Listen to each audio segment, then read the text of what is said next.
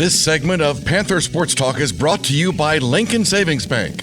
At home in Iowa, at work for you.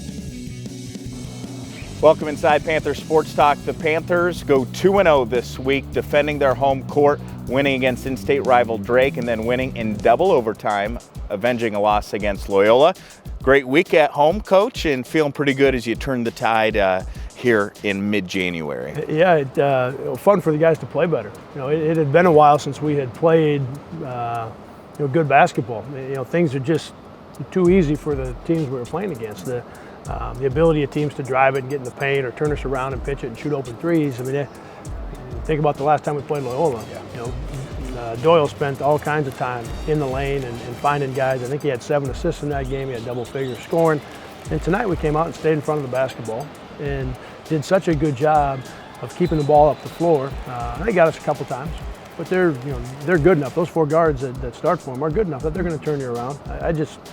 In the last 2 games, we've just had a better mentality, and we've done a better job of our, the basic fundamental things defensively. Mm-hmm. Defensive intensity, more trapping, and then that leads to a lot of points. You scored more than 70 points in both games. You're 7-1 this year when you score 70 points or more. Yeah, and we really saw that in the Drake game. With that trapping really helped us. It got us. They turned it over a couple times. We were able to get out in transition, a couple easy baskets inside, a couple threes that kind of got our guys going. So that the ability to scramble around defensively in that game really helped us. And then tonight, and they had, Loyola had a chance to watch it. So they know and they saw it, and they scored the first time we did it.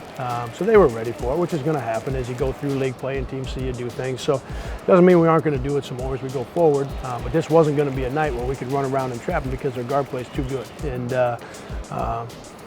so I give our guys a lot of credit against Loyola for completely, even though we played our man-to-man in both games, completely changing the way we did it in terms of being able to keep them out, as I talked about, just keeping them out of the lane, forcing them to have to get deep into possession.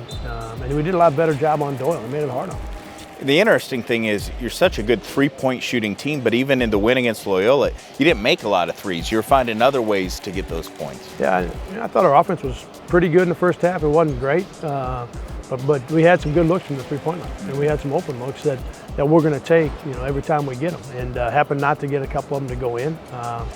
And that's where Luke McDonald really was important. Career high. Yeah, in that first half. For him to come in and get some points around the basket and put some pressure on the rim, that really gave us a lift coming off that bench. Mm-hmm. And you look at these role players just continuing to grow with their confidence as underclassmen. That's got to be fun as a coach to see. Yeah, they're changing. Jawan is playing better. He's not getting a lot of points. He's not shooting a lot of shots, but he's playing better. And Isaiah played, I think, 11 minutes in the first half against Loyola and did a nice job and found some spots.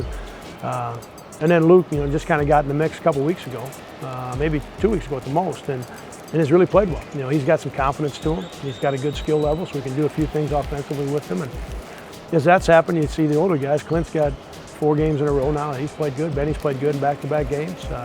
So yeah, it's those young guys they're getting better. Back with more right after this with head coach Ben Jacobson here on Panther Sports Talk.